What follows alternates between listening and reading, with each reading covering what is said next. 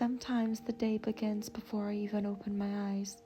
I hear the dogs shuffling around, one of them stretching, one of them waiting patiently for me to move. And before long I hear a little voice from the bed. Mama. The van slowly comes to life.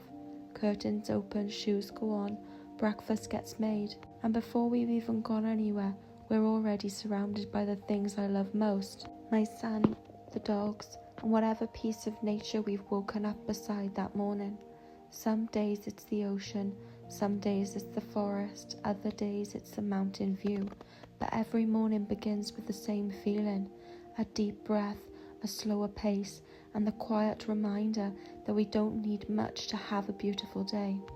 By the way, if you're new here, I'm Danielle.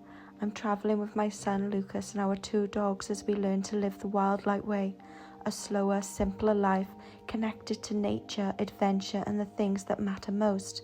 So if that sounds like your kind of journey, I'd love to have you here.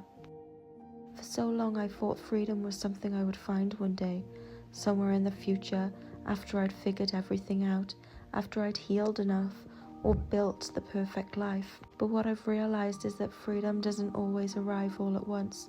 Sometimes it arrives in the small moments, opening the van door to a beautiful mountain view, taking the dogs for a walk before the world wakes up, watching my son run towards something he's never seen before with complete curiosity and wonder.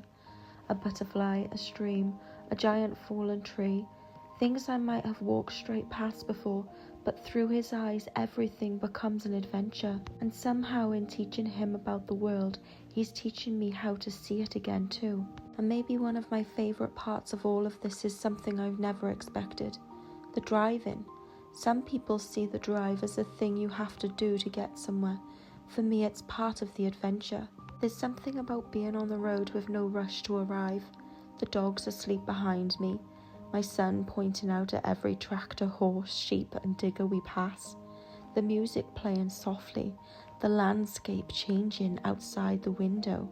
One moment we're winding through forests, the next we're driving beside mountains, the next we're watching the ocean appear on the horizon, and for a little while nothing else exists, no pressure or expectations or deadlines, just the road beneath us and the day ahead. I used to spend so much of my time thinking about where I needed to be next. Van life taught me to enjoy being on the way, to stop treating life like something waiting for me in the future and start noticing the beauty that's already here.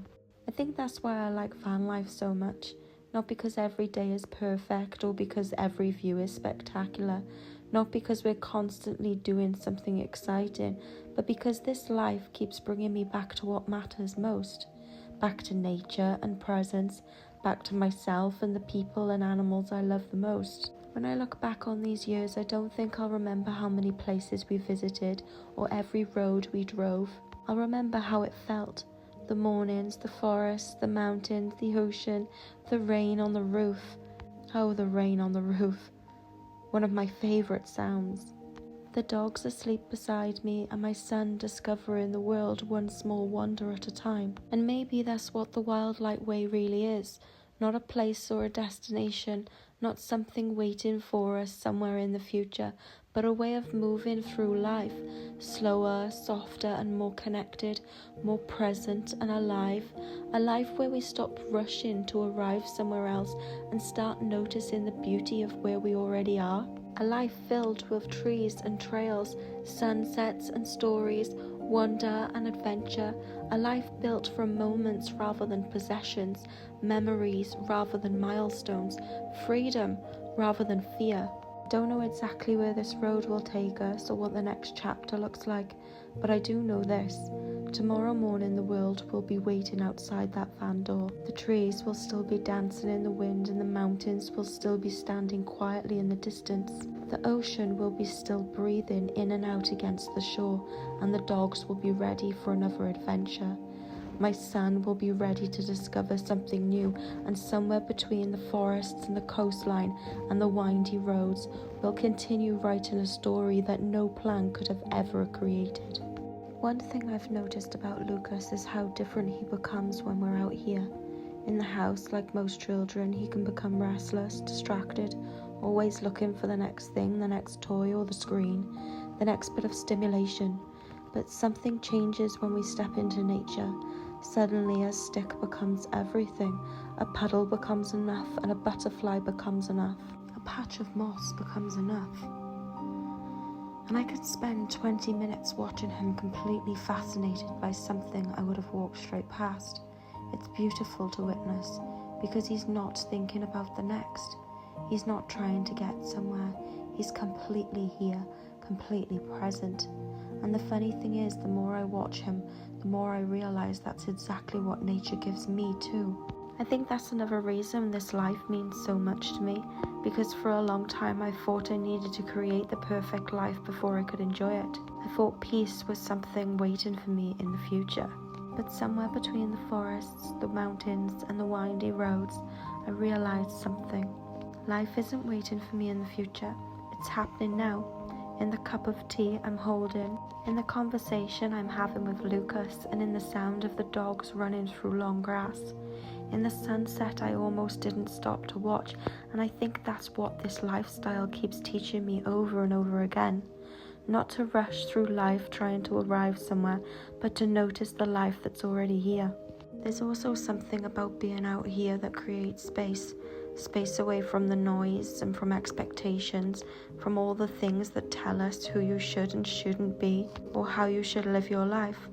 When you're sitting beside the ocean or walking through the forest, watching the clouds drift over the mountains, something starts to slow down and the mind gets quieter, the nervous system softens, and suddenly the things that felt important don't seem quite so important anymore. You remember what's real. I think that's why I keep returning to nature, because every time I do, it brings me back to myself. Maybe that's why this journey feels bigger than a van, because the van is just a vehicle. The real journey is the life we're creating, the life with more nature and freedom and presence and time together. A life where Lucas grows up knowing the names of trees as well as cartoon characters. A life where the dogs spend their days exploring rather than waiting for a walk. Where adventure doesn't have to be expensive or far away. A life where home isn't defined by four walls, but by the people, places and moments that make us feel alive. And the truth is, I don't have everything figured out. I don't know exactly where we'll end up. I don't know what the next chapter looks like. But for the first time in a long time, I don't feel like I need to know. Because somewhere along the way, I stopped trying to build a perfect life and started building the one that feels true.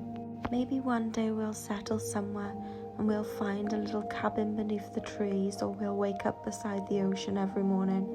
Maybe life will unfold in ways I can't yet imagine. But for now, tomorrow morning the dogs will wake me up and Lucas will be ready for another adventure. We'll slide the van door open and step into whatever that day has waiting for us. Maybe a forest or a mountain, a quiet stretch of the coastline, somewhere we've been or never been before. And as long as we're together, I think that's enough. Actually, it's more than enough. It's freedom and presence and adventure. It's home. And right now, I wouldn't want to be anywhere else.